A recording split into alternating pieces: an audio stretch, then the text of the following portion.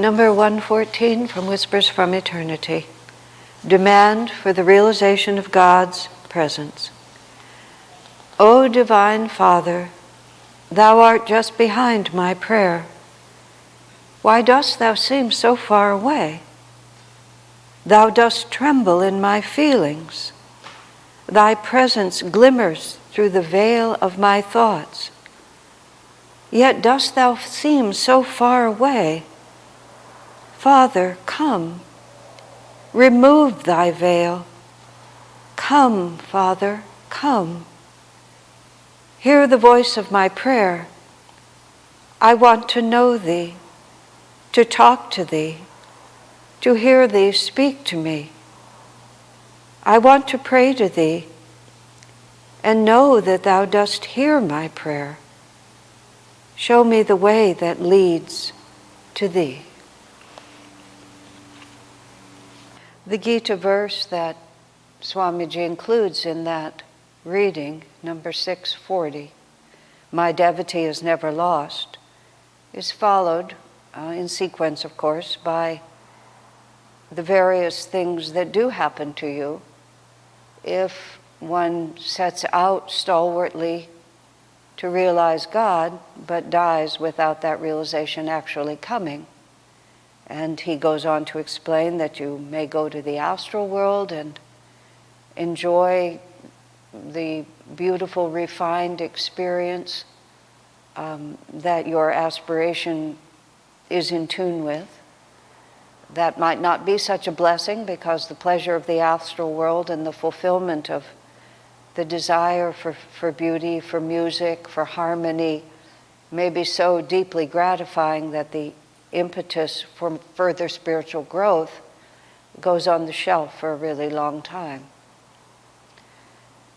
Or one may be so filled with zeal that even though desires prevent full God realization, the astral world feels like an unneeded vacation, and one incarnates immediately to get on with what we can do, because we can't make progress in the astral world alone until we have satisfied all of those desires that are related to the material world. So it's a vacation, but it's not a liberation because of the satisfaction of being there. It can stay for even hundreds of years, Swami says. So we come right back, and if we have good karma, if we're very sincere spiritually, it says we may be born into a prosperous family.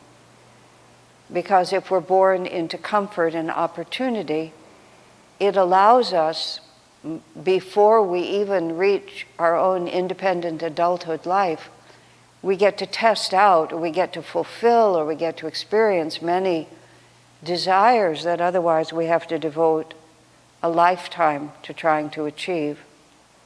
I was thinking about a friend of mine who was born into a prosperous family, a deeply devoted Ananda member now, since a young age. She was born into a prosperous and a very good family. In fact, she was adopted into it. And her mother died, however, quite young, when she was like in her mid-teens. And just because of who she was, she more or less became her father's hostess. He just gave her his credit cards, and she ran the household, enjoyed it thoroughly. None of this was even slightly oppressive to her. So by the time she was 20, she'd essentially already lived the life of a wealthy matron, had a beautiful home, had all the responsibility for it, and never had to do it, actually, in her adult life. She was able just to check it off the list. And so it can be for many people who are born into some level of prosperity. And it's notable that in the context of self-realization, Master's path and the way Swami has expressed it through Ananda, not everyone by any means, but the majority of people were born into comfort and relative privilege. It's because we have the good karma to not have to long for that experience. Rather, we just say, okay, I know what this is, just like my friend. I know what this is enough, I don't need it anymore. Swamiji often has mentioned that we learn from having our desires thwarted, but we actually learn more from having them fulfilled. Because when they're thwarted, usually there's always a piece of us that thinks, it's fine, I accept it, but I would have been happier if. Wouldn't it have been nice if? And so that attachment to duality keeps us oscillating inwardly, and we can never come to complete rest in God. But when the desire is fulfilled, as my friend had it in her life, then you say, well, that was lovely, but is that all? There must be more. There must be more. And so many of us who were born, if not to wealth, at least to comfort, were able at a very young age to say, well, I can see just what this looks like, and no thank you. There has to be more. And then we find ourselves, many of us found ourselves at Ananda, at quite an early age. My particular cohort and a huge cohort that's coming up after us, which is wonderful. I've been reading a very interesting book, which I highly recommend. It's called Transcendent Journey, and it's written by a Swami Gyanananda. He spells it Jnana. It's only available in hardback from one source. It's a bit obscure. Gyanananda was a disciple of Master through an Indian lineage. He died not too many years ago, 5 or 6 years ago, and I had the opportunity to meet him several times when I went to India. I'm not even really going to talk about him. I'm going to talk about a character that he met. On March 2nd, 1952, in Switzerland, where his native country, his aunt gave him a copy of Autobiography of Yogi. That date is very significant because that was the precise date when Master left his body. So Autobiography of Yogi was handed to him. He was probably in his early 20s at that point, maybe a little younger, handed him the book. Immediately he recognized that it was his destiny, but Master had already gone. So at a certain point, he left his home in Switzerland, never to return, never to see his mother again, and began to hitchhike and walk to India, which he succeeded in doing, and then spent the rest of his life there. And this book is about his travels around India and who he met, and this was in the 50s. India was a very different place. And so the story that I want to tell is about a sadhu he met. He met many sadhus named Sirpad Baba, Choto Babaji, they called him, which meant that he translated as little grandfather. Because this man was 18 years old when Gyanananda met him. And it was very hard to get him to talk anything about his previous life, not that he had that much of it, but gradually over the years that they knew each other, he talked about it. And he was born in India, and I don't know what kind of a family, but I think it was a comfortable family. And at 8 years old, he was sitting in his schoolroom, and he was sitting toward the back of the class so he could see the whole class and the teachers. And the teacher was giving some kind of a lesson, but none of the children were paying any attention because outside the school window, in India they play this game where they have kites and they put pieces of broken glass on the strings, and then they have kite wars, and you try to cut your opponent's kite string, and that's the battle. And so outside the window there was a very fierce kite battle going on, and all the little boys were, of course, much more interested in that than whatever the teacher was droning about. And there was a particularly intense fight going on between two kites. And finally, somebody won, and the kite string was broken. And one of the little boys, just inadvertently, out of his excitement, exclaimed, that had happened. The teacher was standing right near him, and the child was not aware of that. When the child showed that he wasn't paying any attention to the teacher hit him across the head, which corporal punishment was not uncommon in those schools. It may still be common, I don't know. Struck him like that. The 8-year-old child, watching that, thought, what am I doing here? This is not education. I don't want to be in a place like this. So I don't know whether he got up immediately in the middle of class or waited till school ended, and he starts walking toward his home. And then he starts thinking, well, my parents went to a lot of trouble to find this school for me. If I tell them I don't like it, they're just going to find another one for me. He said, and I'm not going to like that one anymore. And he turned around and he walked away and he never went back. He never saw his parents again. He just left. And he went off to be a sadhu. He just went off, and then he found his way. And he had, of course, he was little grandfather, he was Choto Babaji. He was not an ordinary child, and at 18 he was already just a great and remarkable saint. And he found those who would help him. Now, I'm reminded in this context of a story that Swamiji would often tell, that I think Master used to tell, about a woman who goes to her brother and says, I'm concerned about my husband. He talks about renouncing the world, and every year he gives up something else. You know, he won't eat sweets, or he gives up this particular thing, or he starts getting up a little early. Every year he's doing a little bit more. And the brother looks at his sister and says, oh, you don't have to worry about your husband. That's not how people renounce the world. And she said, what do you mean? She said, this is how you do it.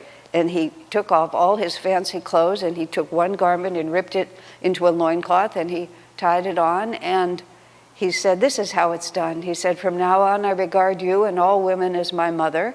And he walked out the door and never came back. Now, that's what it really looks like. That's what it is to just turn your back on this world and not be in it anymore. Now, no one can pick up that kind of path unless you're called by God. And it's not even right to try. As Swamiji was saying once when he was talking to a group of our sadhakas, our householder religious order. And he described a degree of renunciation in his own life when, after he was thrown out of SRF and he had to make his life, his father was loaning him an automobile, and then in a great generosity insisted on giving it to Swamiji. And Swamiji was telling us this story 40 years later, and he was weeping when he talked to us about the fact that he had to accept that car from his father. He needed it, and he couldn't be so rude to his father. He had to accept it. But talking to us, he was weeping because he had to accept that car. And he had walked away from everything. And now he was compelled to go back into the world. And the pain of it was almost unbearable to him all those decades later. And we're listening to him, and I don't even know where to put this. You know, we're working so hard to have a car, and we hope to get a better one. You know, maybe the next one will be a Prius, and maybe after that we can get a Tesla. You know, it's just like we're hoping for all these things just to make our little tiny world less unpleasant for us. And Swami's weeping because his father generously gave him a car. And this little boy at 8 years old just walks out, and Swami Gyanananda just walks out, just walks away. I mean, you have to be called by God. You can't force that. But we also have to understand what it is that we're dealing with. You know, and we hear this story. I hate this verse, and I always get it because I'm always having to talk at Christmas, and I have these poor virgins, and we have these poor 5 virgins, and all I can think about is just how heartbroken they must have been. Just because their whole life they'd been waiting for the bridegroom, and then the bridegroom comes and they blinked and he just cast them out. And it feels so unfair. But then Swami balances it by offering us Krishna's words. It's all right, even if something happens and you disappoint yourself, you're not able to be who you wanted to be. It's all right, I'm not going to abandon you. Because that's the terrible fear that all of us live with, is that, you know, no matter what I do, something's going to come, and it's just not going to come out the way that I hoped it would come out. And then the world supports that. Everything in our life experience supports it. We're always in a struggle between the upward and the downward moving energy. But even the great souls are there. Ram Gopal Muzumdar, the Sleepless Saint, that Master describes in Autobiography of Yogi.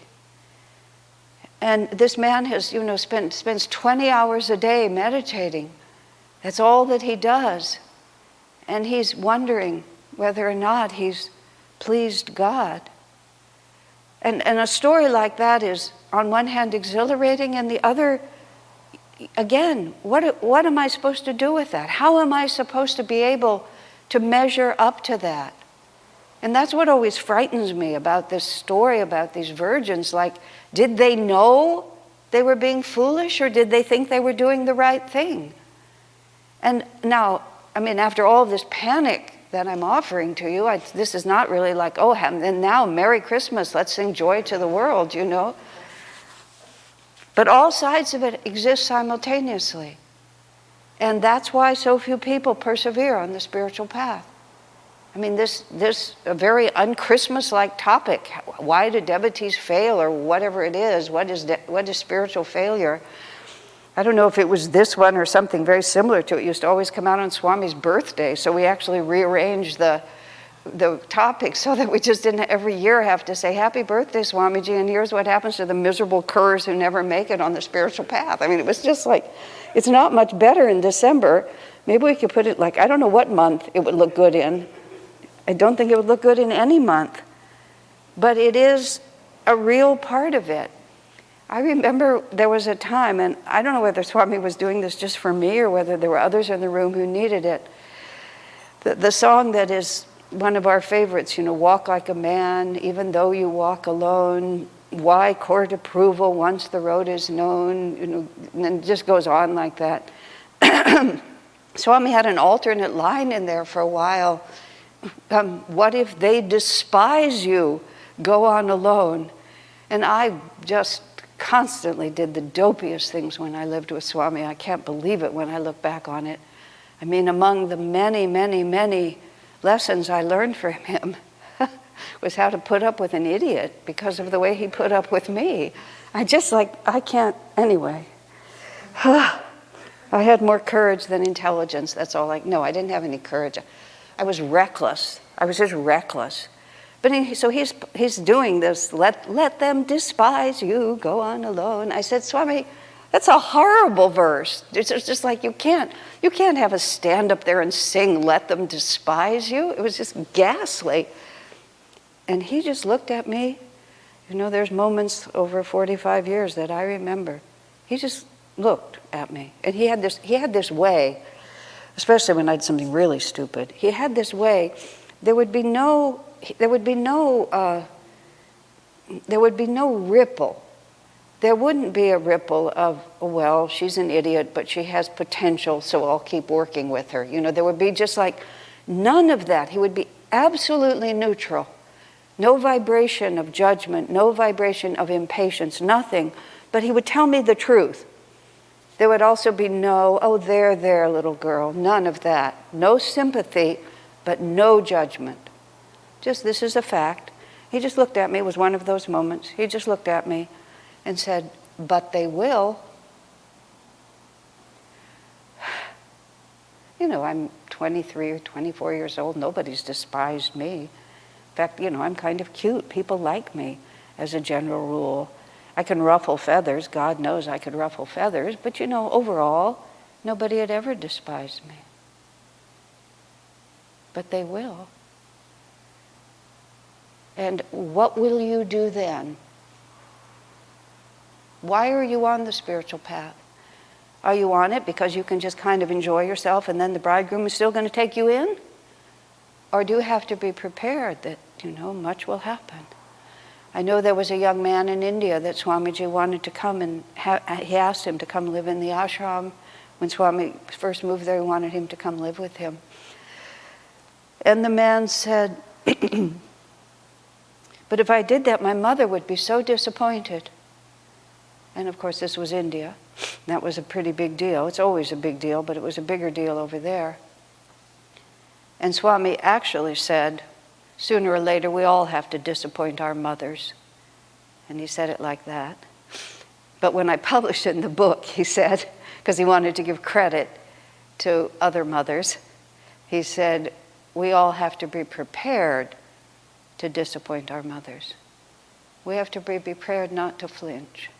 But I don't think he really meant, although sometimes it was true, we do have to just say to our families, I'm sorry, I know that what you're expressing, you perceive it as love. But, well, when Swamiji himself, I was listening to him say this in a talk just recently, his father never understood or approved of what he was doing. He said his father wanted him to be an electrical engineer. It's just a preposterous suggestion. And it was, of course, there was no chance that Swami would do that. But after Swami had chosen the life with Master, his father really never completely reconciled to it. That's putting it mildly, but he never did. He never understood it. He was a very good man. He was a really good man, but he just didn't understand the life that Swami had lived. Although, interestingly, after his father died, someone who would know said that his father was quite proud of what he'd accomplished, but for some reason was never able to say it directly to his son. And I think after his father died, Swamiji felt a very different energy from him. But at some point, his father started really, criticizing what Swamiji was doing, and Swami just wrote him a letter. The same way that Master spoke to his father. Swami said, you are my father, he said, but God has been my father for all eternity. Do not ask me to choose, because if I have to choose, of course I will choose God. And his father then never said another word after that.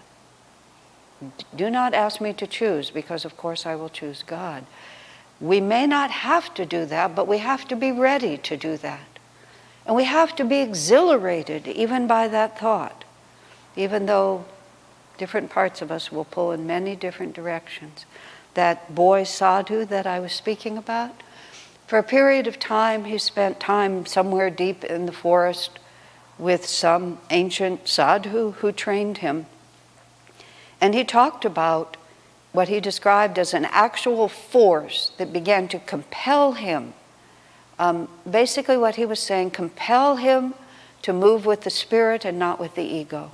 And this man is talking at the age of 18, and he says, I can talk about it easily now, he said, but it was very, very difficult when it was happening.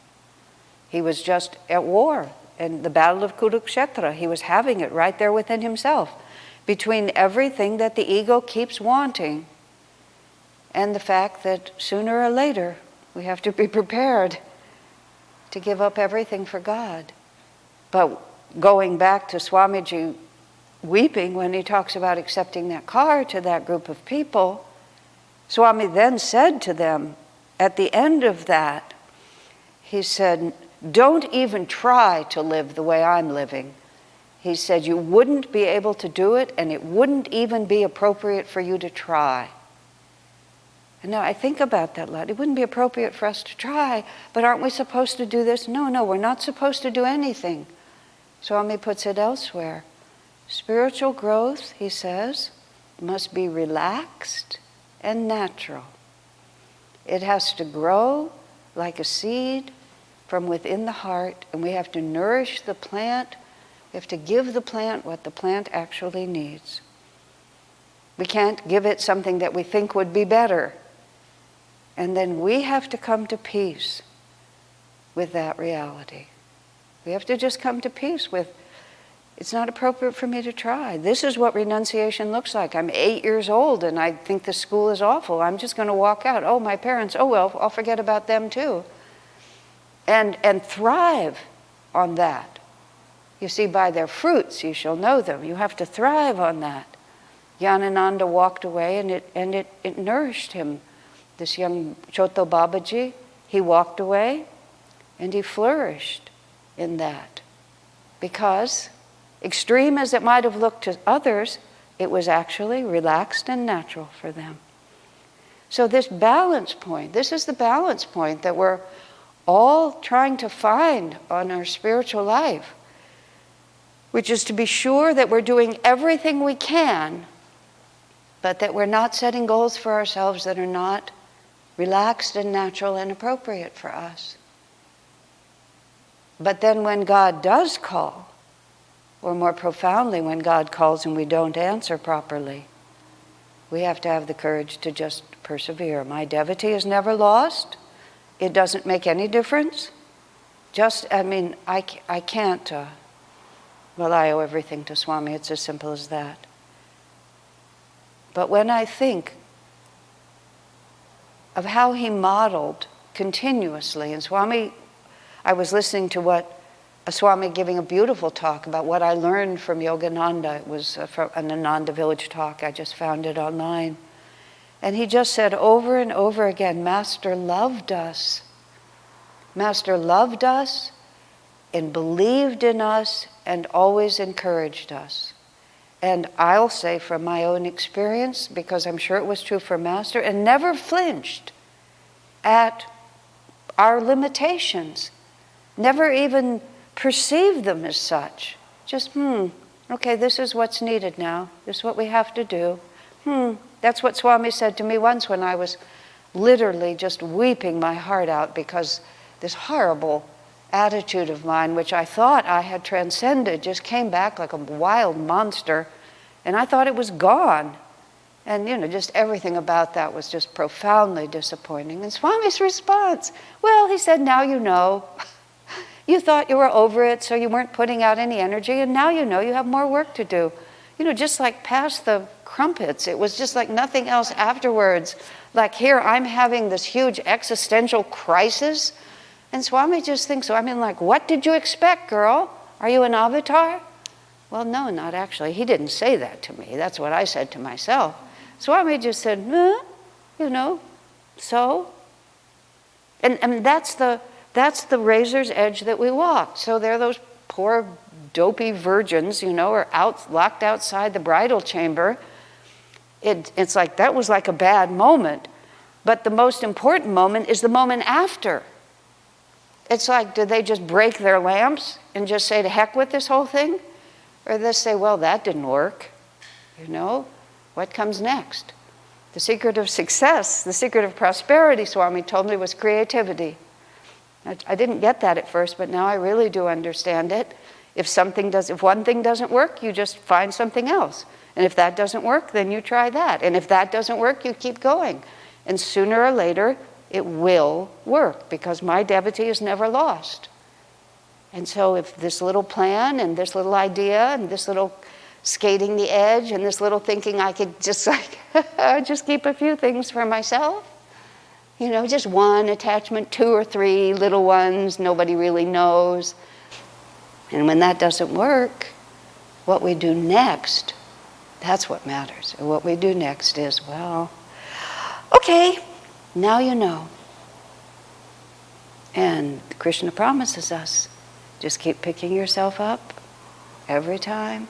Just dry your tears, lift your head, square your shoulders. I would love to see Swami who would go, double breath, like that. Go forward as if nothing has happened, because nothing really has happened. All that happens is a little time pass, and they tell us that when it's all over, we don't even feel the time. Seems like a lot now, but it's actually nothing. These are remarkable promises. Remarkable promises. And they're our raft over the ocean of delusion. So that's what the Bible warns us, and then the Gita reassures us. And all the masters, they have our backs, guys. They really know. They know what they're doing. And if we just keep listening, they'll take us home. Bless you.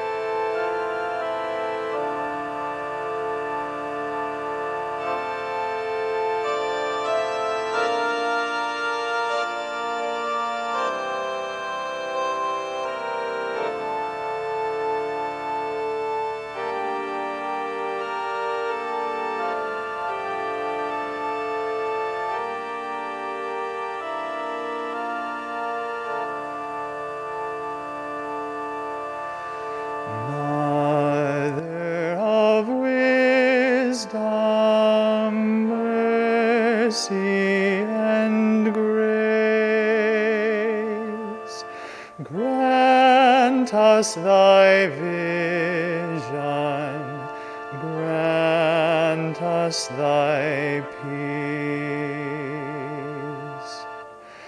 Our love receive, though blindly we pray. Silently guide our thoughts when we stray. How many years so proud of our wisdom, turning from God, we've wandered alone. So many years we've boasted but madness. Now our souls call